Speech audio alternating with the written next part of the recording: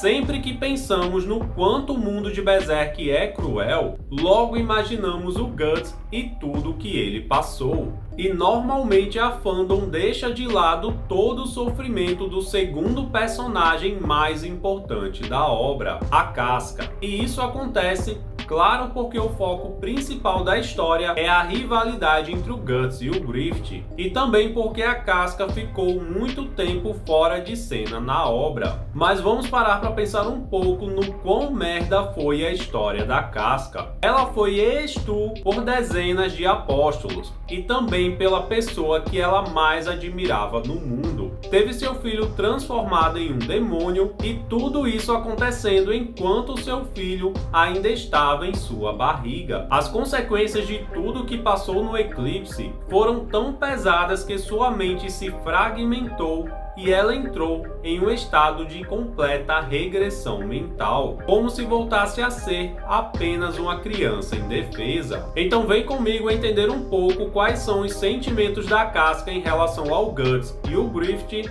Será que ela ainda ama o Falcão? Vou te explicar sobre isso também, e antes, já deixa o seu like para não esquecer depois, comenta o que você acha sobre a Casca, apoie o meu trabalho e torne-se um dos apóstolos do canal, da Hype. E agora, sem mais enrolação, vamos falar de Berserk. Para conhecer melhor a Casca e entender como ela pensa, precisamos voltar no tempo para a época em que ela era apenas uma criança. A Casca era filha de uma família de camponeses pobres. Seus pais a venderam para um nobre, provavelmente para se livrar de mais uma boca para alimentar. Quando o nobre a leva em sua carruagem, ele revela suas verdadeiras intenções. Ele a comprou para fazer dela o seu brinquedinho pessoal. E ver esta cena aqui com a Casca tão nova é bem pesado. Ele já tinha rasgado as suas roupas e estava prestes a fazer o que queria, quando surge o Griffith. Ele salva a Casca. Melhor ainda, ele dá para ela o meio para que possa se salvar. E notem o quão significativo aquele gesto foi para a Casca, uma mulher que vive na Idade Média. Naquela época, as mulheres eram tratadas como meros bens pessoais, que poderiam ser trocados e vendidos pelo seu dono. Então veja isso sob a ótica da Casca. Ela, uma mulher, recebeu das mãos de um completo estranho a ajuda que precisava para fugir da situação que seus próprios pais a colocaram. Aquela hora foi a primeira vez que foi tratada como uma igual,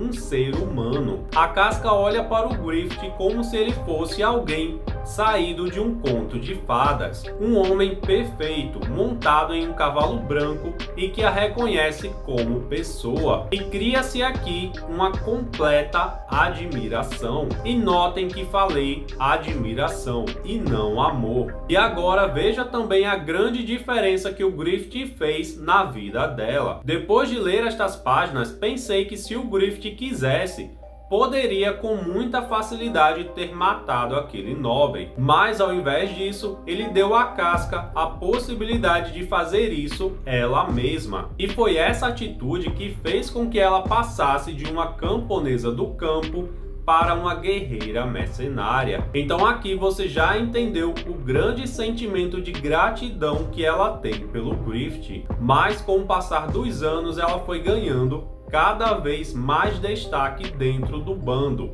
até alcançar a posição de segundo em comando dentro do grupo. O engraçado é que apenas após a chegada do Guts é que a vemos mostrar um pouco de ciúmes do Griffith e medo de perder a sua posição como a espada do Griffith. Mas vamos entender melhor o que significa este ciúme que ela sente. Galera, é inegável pra mim que a Casca sente atração pelo Griffith. Mano, até você que tá me assistindo agora deve querer pegar o Griffith também. Mas uma coisa é sentir atração e outra é amor. Não esqueçam que para a Casca ele é o seu salvador, a pessoa que mudou completamente os rumos da sua vida. E quando se admira alguém tanto assim, alguns sentimentos podem acabar se misturando. E com a chegada do Guts, seu medo era na verdade não ser mais útil para o Falcão e quem sabe até perder o seu lugar no bando. Em vários momentos vemos vemos o quanto a segurança do Griffith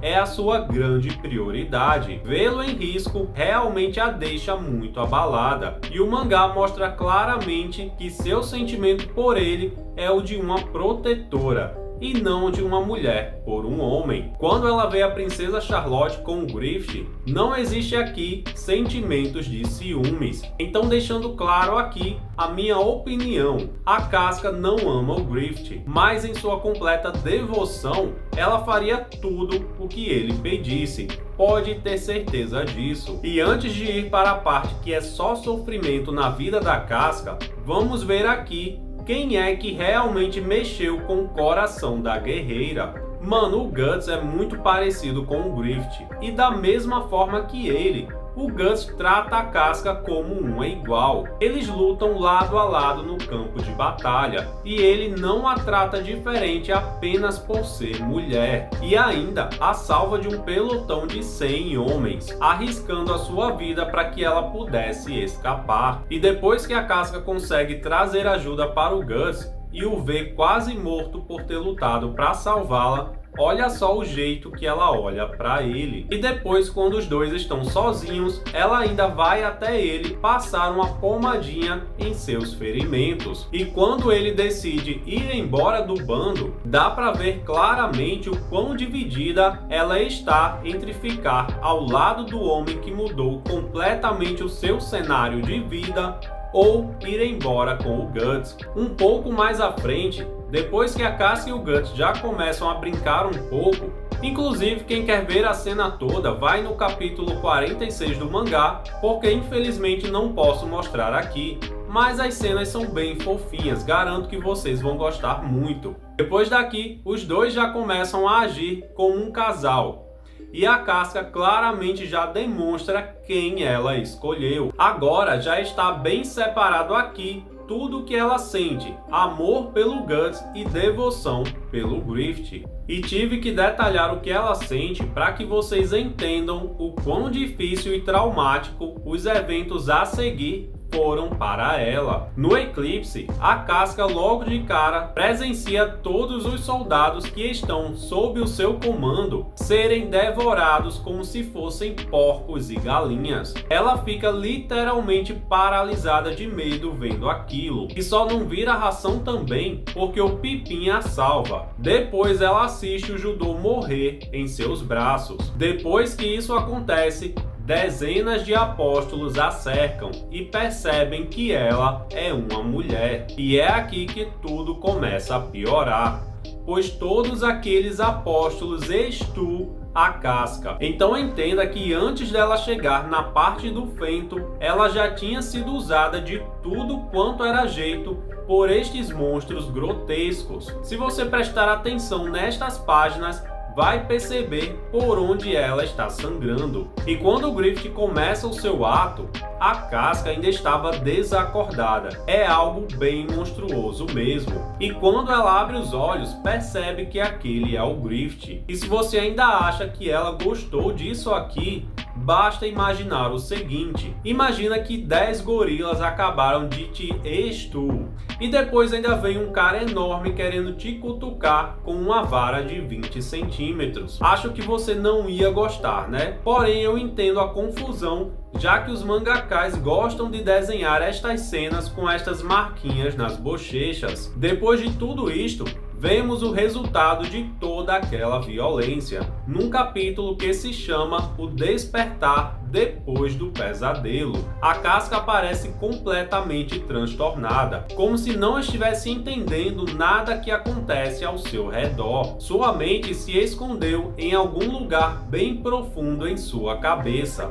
e agora ela vira nada mais que uma criança indefesa, que nem mesmo se recorda do Guts. Como se fosse uma forma de se proteger, ela apaga todas as suas lembranças de tudo o que aconteceu até o eclipse. E agora vemos o pior cenário possível. Como a Casca e o Guts já estavam namorando, ela engravidou, e no momento que estava sendo estupro pelo Fento, o seu filho foi contaminado pela semente do God Hand e se transformou em uma criatura espiritual, nascendo prematuramente em um corpo grotesco. E mesmo assim, a casca, movida por algum instinto maternal, tenta ficar com a criança, mas ela some e entra no mundo astral. Este será o maior trauma da casca, pois o seu filho está dividindo o corpo com aquele que fez tudo aquilo com ela. O Guts precisará matar o seu próprio filho para destruir o Griffith. Com tudo isso acumulado,